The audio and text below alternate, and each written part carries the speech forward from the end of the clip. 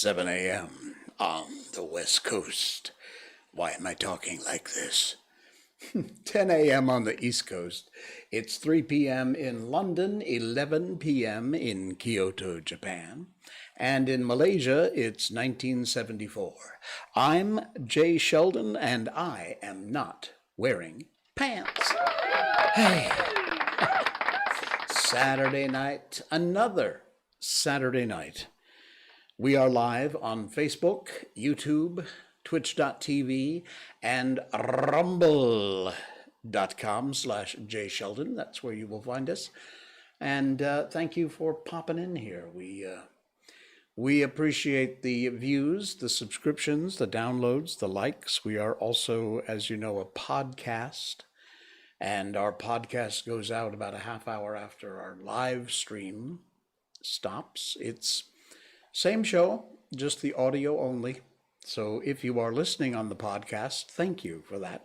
But also, because a lot of what we do is visual, if you'd like to see what you're listening to, you can always go to rumble.com/JSheldon, sign up for a free account, no cost at all, and check out the video portion of our show. It's Toast. Hello. Good to see you spend part of your Saturday with us here on I'm Not Wearing Pants live. And it's been a while. Yeah, we have not seen you. And by the way, for those of you who are really, really good detectives, I told you from the very beginning, my very first show 121 shows ago, if nothing else, you're going to get honesty on this show. So if you have been a really good detective, you may have already noticed I'm missing a tooth. Right there. You see? It's right in the front, too. I went to the dentist yesterday. They are working on a new tooth, but it's going to be at least a couple of weeks. So I'm going to try and talk without moving my upper lip. Actually, since I'm from Connecticut originally, I could always put on that stiff upper accent and just keep things, the way it is, where we talk without hardly moving our lips at all. Anyway, like I said, I'll always be honest with you, tell you about my life, what's going on, what's happening. And yeah, it's a long, involved story. I won't bore you with the details. But yes, I am missing a tooth. It'll be replaced in, I hope, a couple of weeks, maybe a little longer, but we'll see. They're working on it. It's not painful. Everything is fine. I'm doing great. But it's there. So I said to the dentist, she's a wonderful, wonderful lady and very caring. And she said, well, do you work from home? So is it not that big a deal if you don't? I said, yeah, I do work from home. It's not a big deal anyway, but I do a live stream 3 nights a week on camera. So it's a little weird, but I said, don't worry about it. I'm honest with my audience. And I will always be. So there you go. All right. One little lady who is not missing a tooth is Miko, and it's time. Miko update. Miko update. And you know what? I've got to do one quick fix here. So give me a quick second while I, pop Miko up on the screen. There she is. And this was actually earlier today. Was it today? I think it was today. We went to City Park, which is right by a shopping center here in Malaysia. If you're not from Malaysia, you'll have no idea what I'm talking about. But it's a City Park next to Wanutama. And it's a great park. It's not as big as Desa Park City, which we often go to. But I actually was saying today, I kind of like it better because they have a fenced-in area where the dogs can go off-leash and interact. And I'll tell you what, this little lady is fast.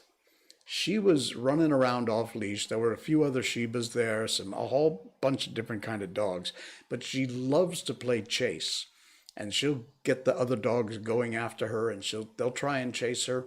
There were some big fast dogs there, and they could not catch this little girl. She made a new friend while she was there. This is, I think, Yuki was its name. This was the other one of the other Shibas that we met while we were there, and so she was, yeah, there we go. She was enjoying her time with her new friend Yuki. So I'm hoping Nico won't get jealous, but yeah, that was. That was our adventure today with Miko's update. And by the way, tonight while we were walking Miko, I found this growing live on a tree. So of course I had to pick it for two reasons. One is I wanted to show you on the program tonight what I found in the urban jungle food area. But also because this is one of my favorite fruits. It's called well, I've heard it called a whole bunch of stuff. A sugar apple is one thing, the most common thing I've heard, but it actually is, I looked it up. It's native to the Malay Peninsula, which is where I live, the Andaman and Nicobar Islands, and the Greater Sunda Islands. It was introduced, check this out, it was introduced in prehistoric times. Prehistoric times. This thing's been around like what, since the dinosaurs? Well, not this one, but you know what I mean. It's now cultivated. It's called the wax apple, the Java apple, the Semarang rose apple, and in Malaysia, we mostly know this as jambu, Jambu. It's very crunchy. Because of this tooth problem, I'm not going to bite into this.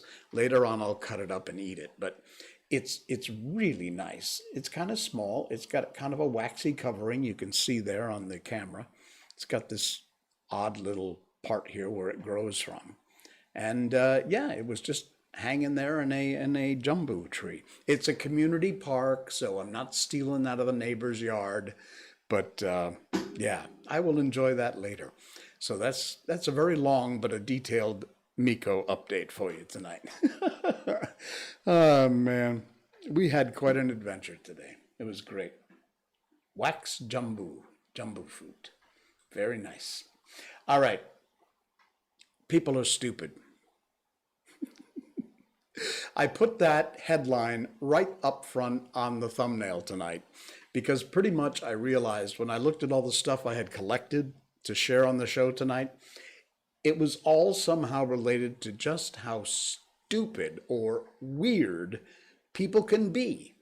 You know, there's so much going on politically. Australia's again turning into a ridiculous penal colony. I'm sure you've seen the insaneness that is going on in Australia. Man, to my friends that live there, I'm sorry you got to go through that crap. Back in the US, of course, things are beyond insane. Fortunately, a few of the smart, still thinking people are still thinking and not putting up with the crap going on over there. But anyway, at the end of the day, almost every article that I had chosen to share with you tonight had to do in one way or the other with people being just weird or dumb. And this is among them. It's an article from memes.com, believe it or not. And the headline is People on Social Media Being Super Judgmental, but they were the dumb ones. They wound up getting owned. Before You Pop Off is the first one here. And it's a very beautiful Victoria's Secret model. And the headline says, this Victoria's Secret model can program code in Python, C++, Java, MIPS, and Objective-C. And then somebody said, anyone? I don't think so. Somebody says, only print hello world. Another moron says, yeah, she can write hello world. What a waste. And then the actual model, Lindsay360, wrote back and said, I have 27,000 points on Stack Overflow. I'm on the iOS tutorial team for RayWendelich.com. I'm the lead iOS software engineer for Rallybound, the 841st fastest growing company in the US, according to Inc. magazine. I have a bachelor's degree from Amherst, where I double majored in computer science and and theater, and I'm able to live my life doing everything I love. Look at all the comments. I'm wondering why 41% of women in technical careers drop out because of a hostile work environment. Hashtag go figure. So that is the reply from this very well educated and very beautiful Victoria's Secret model. So, trolls, watch what you say before you say it. Oh, man. Truth from the veteran's mouth. Somebody made the snotty comment, said they have a problem with veterans. And the owner of the business said, I am a veteran and I own the business. I assure you, we do not. We have a problem with people like you who harass female employees of our business. It's not acceptable to make women feel unsafe and fearful at our business, and that is why you got kicked out. You need to address your predatory behavior and not try to lash out to businesses for identifying it. Yes. Yes. Sadly, I'd love to promote the business, but it's all been blurred out, been blacked out, so I can't. Okay. Somebody complaining about the flag that was flown at IKEA. I think this came, Jacksonville. So this would be, Jacksonville, Florida, probably. Yep, Jacksonville, Florida. And they're promoting their new store outlet there and says, hey, Jacksonville, we can't wait to open our doors to you and your family. And then some moron, some nerd, wrote, the American flag is supposed to be flown higher than any other country's flag here. To which IKEA, rightly so, said, hi, Stephanie, our flags are flown according to the United States Code. And then they quote it that says, when flags of two or more nations are displayed, they are to be flown from separate staffs of the same height. The flags should be of approximately equal size. International usage forbids the display of the flag of one nation above that of another nation in times of peace. U.S. Code, Chapter 1, Section 7. Thank you very much. Sit down and shut up. Oh, man. Some goofball writes here, if vaccines were healthy, you could put it on a spoon and eat it. Try it. You'll die. To which a Dr. E. Murray replied, if broccoli was healthy, you could put it in a syringe and inject it in your bloodstream. Try it. You'll die. Now there is a good reply. Oh, man. Marine my ass. Excuse the language. It's, big deal.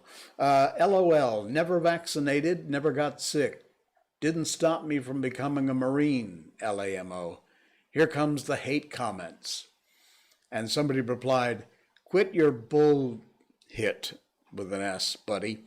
The U.S. military forces you to get every single vaccine. Marine my ass. Oh, man. These just go on and on. I'm not going to spend any more time on this. If you want to read the whole article, it'll be in our show notes today. And also you can check it out at memes.com, memes.com. Serena Lee, you're here. Hello. Goodness, I missed your comment. Serena Lee, who said the U.S. has turned to hit with an S. Yeah, the more I keep up. By the way, I've become extremely active on Twitter lately. I didn't used to bother. Twitter was just a pain in the ass to me. So I was on Facebook a lot, YouTube a ton, almost every social media platform there is. I was on it, but I was kind of just shadow watching in the background. But I've become a lot more active on social media, on Twitter these days. Hopefully, you want to give me a follow. It's at It's Jay Sheldon, ITS Jay Sheldon. If you want to follow me on Twitter, please do. Feel free. I think there's a link in the show notes also to my Twitter account. So please give me a follow over there. What else have we got? In the people are weird and sometimes stupid category. A friend of mine, Joanna, posted this earlier today. It's a public post, so I'm not giving away any secrets here.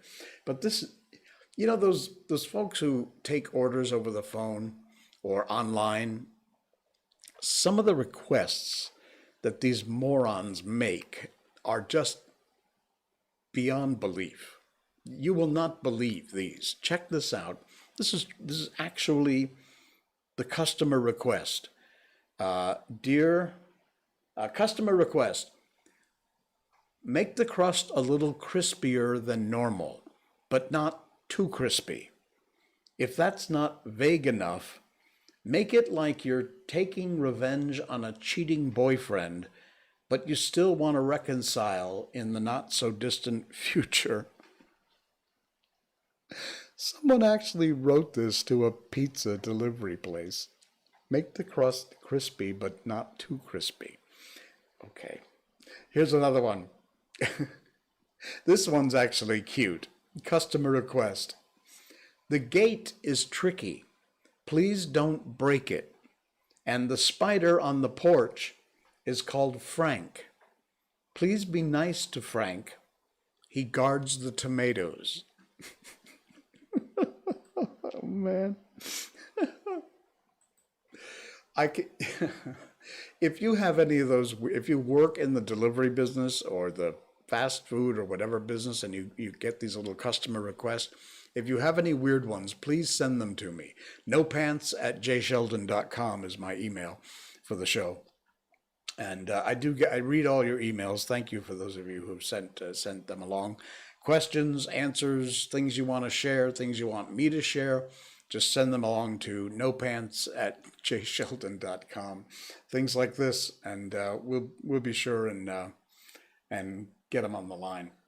Hey, Serena, I got a great one for you here. As a matter of fact, my friend Alvin shared this earlier today. Actually, it's a tweet from, what is it, August of 2021 by Martin Soot is his name. But man, does this say it all. With regards to what's going on right now and has been going on in my former country, the United States of America. By the way, correct me if I'm wrong. In Malay, Bahasa Malaysia, they call the United States America's Syarikat. And if I'm not mistaken, the word Syarikat means company, which is kind of like America, the company of, which, you know what, since pretty much the corporations run about everything, the word for the U.S., America Syarikat, isn't that far from the truth.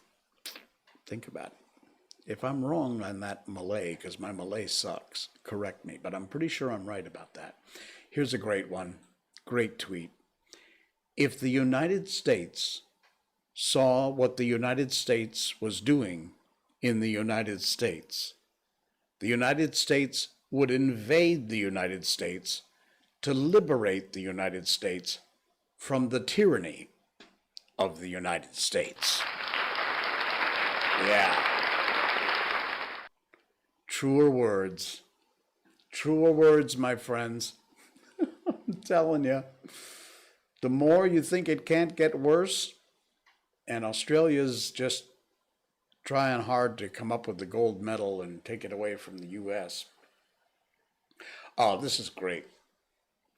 This was a Reddit, what do you call Reddit tweet threads or something? Whatever they're called on Reddit. I don't really follow Reddit much, but I do subscribe to a few of their threads. I kind of feel like I want to block out the address. So I'll put part of the address there so you can see that this is actually a sign on somebody's front gate from Setiawan in Malaysia. Check this out. This is the sign. Okay. It has the person's address. The full address is there. I don't feel comfortable sharing the whole thing. But then at the bottom of the address, it says this. And you have to see the video because the spelling here is, I'll read it exactly the way it's written. All of you listen to me. Don't disturb here. I will call police, catch you. Don't come to my bungalow house. Understand? Okay. I hate all of you.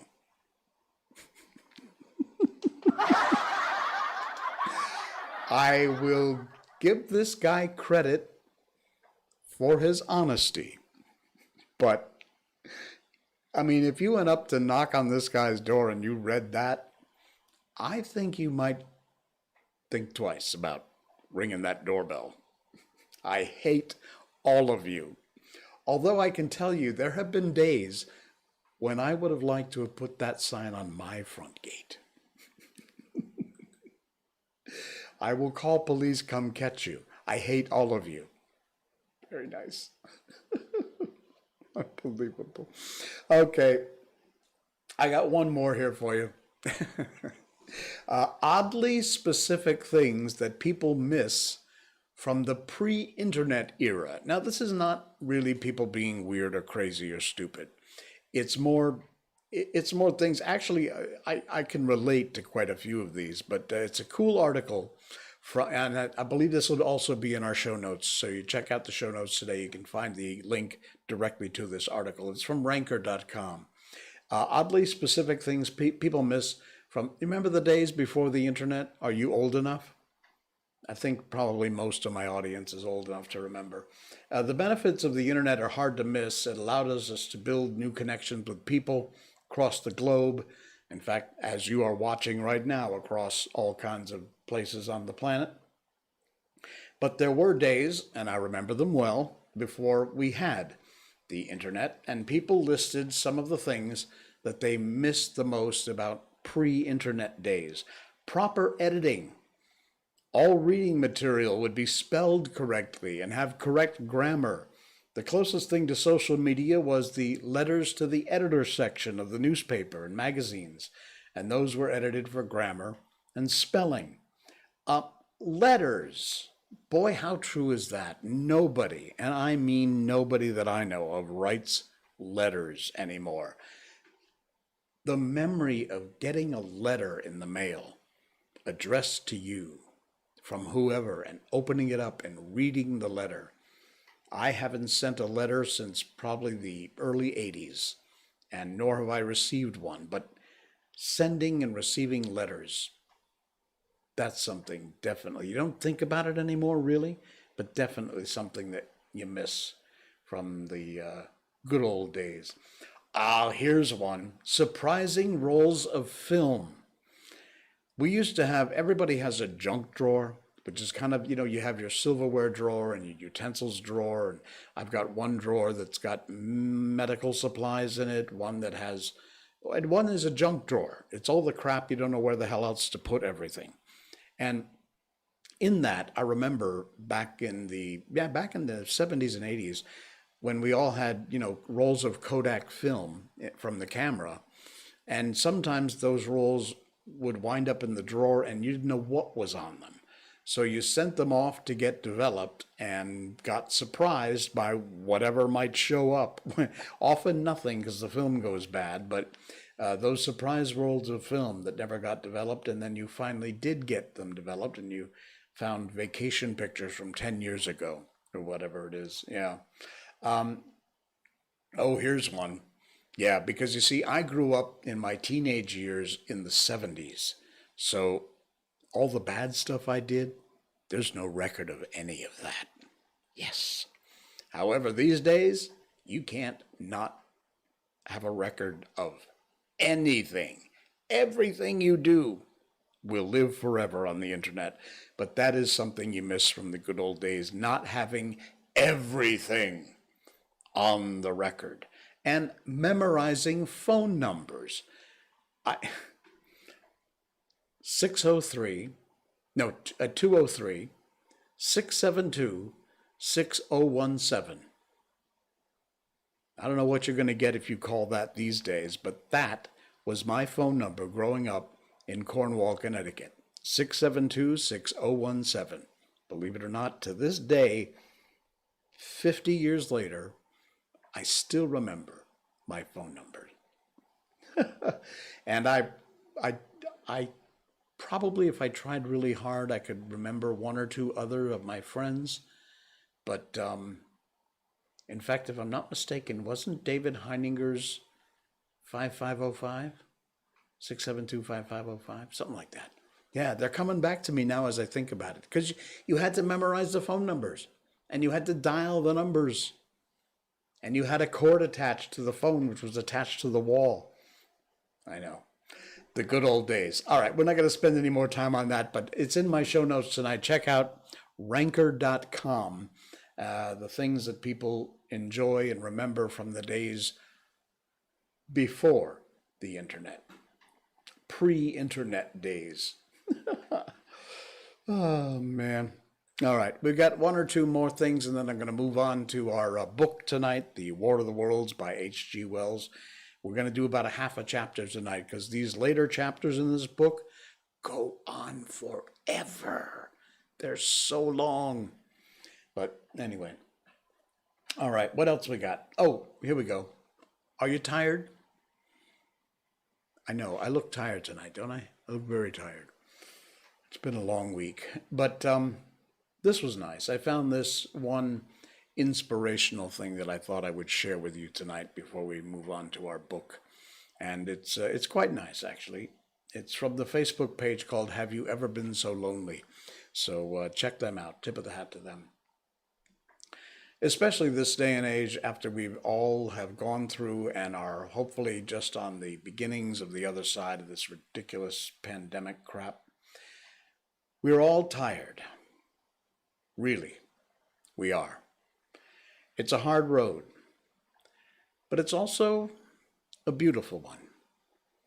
Perhaps we expect too much from ourselves and from others. Perhaps humanity can only make slow progress, like an inchworm. Perhaps we need to celebrate how far we've come and rest more and relish the simple pleasures and look for love everywhere. There's a river near where I live. It meanders slowly, peacefully. It doesn't ask itself why it isn't an ocean or a raging river or some other thing. It just surrenders to what it is. Maybe we just need to surrender to what we are. I think I will lie down tomorrow beside the river and take a rest and sweet surrender. Nice. I like that. Thought it was inspirational, so I thought I would pass that along to you. Cool beans. All right. Why did this suddenly get so bright? I turned the brightness down and it keeps popping back up again. I don't know. I don't know. All right. What else have we got? Oh, I know. We have a book to read. Cool. Yeah. It's H.G. Wells. It's The War of the Worlds. And if I'm not mistaken, we are on chapter 15. Yeah, wow, chapter 15. I didn't look ahead, so I don't know how many chapters there are in this book. But give me half a second here so that I can get everything coordinated.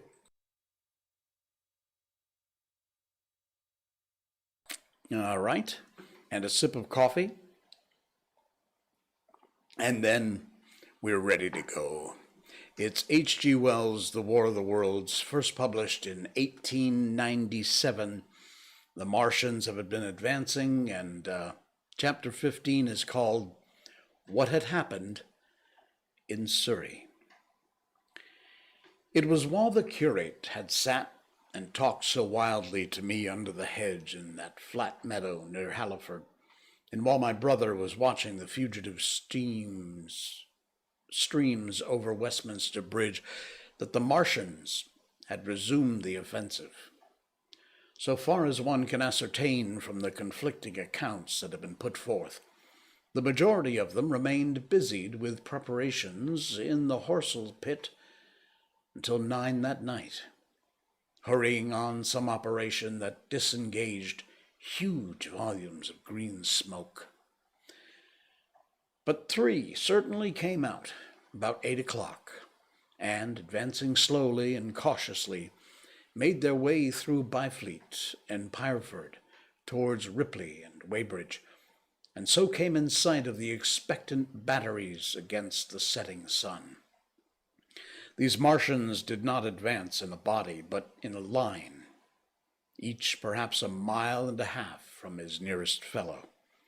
They communicated with another by means of siren-like howls, running up and down the scale from one note to another. It was this howling and the firing of the guns at Ripley and St. George's Hill that we had heard at Upper Halliford. The Ripley gunners, unseasoned artillery volunteers who ought never to have been placed in such a position, fired one wild, premature, ineffectual volley and bolted on horse and foot through the deserted village, while the Martian, without using his heat ray, walked serenely over the guns, stepped gingerly among them, and passed in front of them, and so came unexpectedly upon the guns in Painshill Park, which he destroyed. The St. George's Hill men, however, were better led, or of a better mettle. Hidden by a pine wood as they were, they seemed to have been quite unsuspected by the Martian nearest to them. They laid their guns as deliberately as if they had been on parade, and fired at about 1,000 yards range. The shells flashed all round him, and he was seen to advance a few paces, stagger, and go down. Everybody yelled together, and the guns were reloaded in frantic haste. The overthrown Martians set up a prolonged ululation, and immediately, by a second glittering giant answering him, appeared over the trees to the south. It would seem that a leg of the tripod had been smashed by one of the shells. The whole of the second volley flew wide of the Martian on the ground, and simultaneously both his companions brought their heat rays to bear on the battery. The ammunition blew up. The pine trees all about the guns flashed into fire, and only 1 or 2 of the men who were already running over the hill escaped. After this, it would seem that the 3 took counsel together and halted, and then the scouts who were watching them report that they had remained absolutely stationary for the next half an hour. The Martian who'd been overthrown crawled tediously out of his hood, a small brown figure, oddly suggestive from that distance of a speck of blight, and apparently engaged in the repair of his support. About 9 he'd finished, for his cowl was then seen above the trees again. It was a few minutes past 9 that night when these 3 sentinels were joined by 4 other Martians, each carrying a thick black tube. A similar tube was handed to each of the 3, and the 7 proceeded to distribute themselves at equal distances along a curved line between St. George's Hill, Weybridge, and the village of Send, southwest of Ripley. A dozen rockets sprang out of the hills before them so soon as they began to move, and warned the waiting batteries about Ditton and Esher. At the same time, 4 of their fighting machines, similarly armed with tubes, crossed the river, and 2 of them, black against the western sky, came into sight of myself and the curate as we hurried wearily and painfully along the road that runs northward out of Halliford.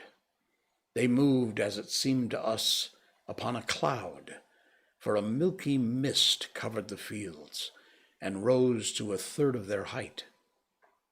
At this sight, the curate finally cried faintly in his throat and began running. But I knew it was no good running from a Martian. I turned aside and crawled through dewy nettles and brambles into the broad ditch by the side of the road. He looked back, saw what I was doing, and hurried to join me. The two halted, the nearer to us standing and facing Sunbury, the remoter being a gray indistinctness towards the evening star away from Staines. The occasional howling of the Martians had ceased. They took up their positions in the huge crescent about their cylinders in absolute silence. It was a crescent with 12 miles between its horns. Never since the devising of gunpowder was the beginning of a battle so still. To us and to an observer about Ripley, it would have had precisely the same effect. The Martians seemed in solitary possession of the darkling night, lit only as it was by the slender moon, the stars, the afterglow of the daylight, and the ruddy glare from St. George's Hill and the woods of Painshill. But facing that crescent everywhere, at Staines, Hounslow, Ditton, Esher, Ockham, behind hills and woods south of the river, and across the flat grass meadows to the north of it, wherever a cluster of trees or village houses gave sufficient cover, the guns were waiting. The signal rockets burst and rained their sparks through the night and vanished. And the spirit of all those watching batteries rose to a tense expectation. The Martians had but to advance into the line of fire, and instantly those motionless black forms of men, those guns glittering so darkly in the early night, would explode into a thunderous fury of battle. No doubt the thought that was uppermost in 1,000 of those vigilant minds, even as it was uppermost in mine, was the riddle how much they understood of us.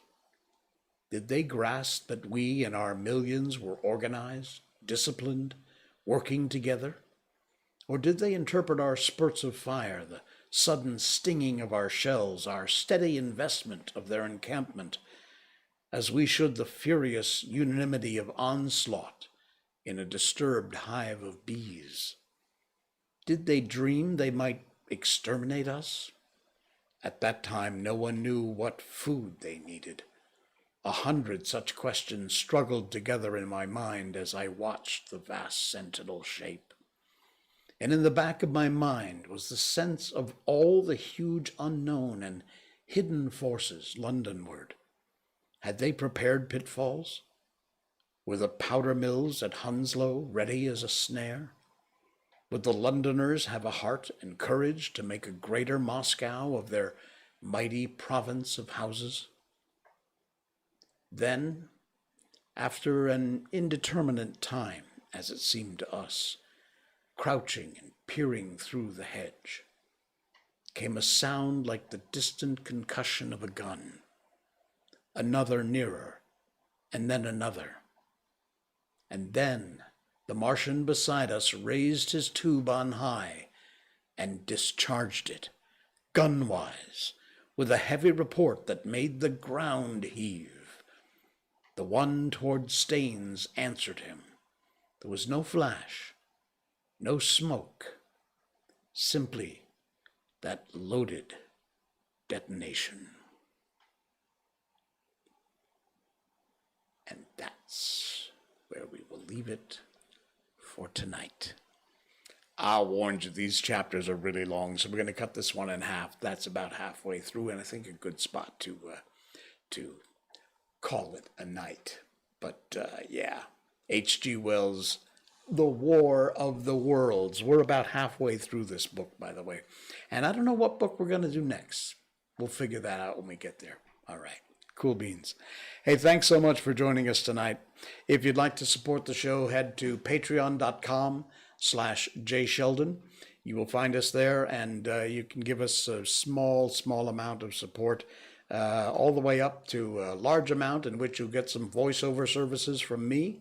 Or also there's a way to access all of our books, all the classic books we've read in simply the book part of our show. It's all been cut out and edited, so you just get to follow along chapter by chapter of all the great books, The Wizard of Oz, The Little Prince, Peter Pan, you name it. We've done a bunch of books here. And we'll have the War of the Worlds up as soon as we're finished reading it. So, cool beans.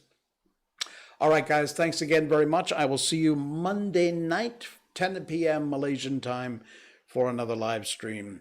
And I'm not wearing pants. That's going to do it. Thanks for joining us tonight, folks, and enjoy the rest of your weekend. Until then, of course, I am Jay Sheldon, and I am not wearing pants.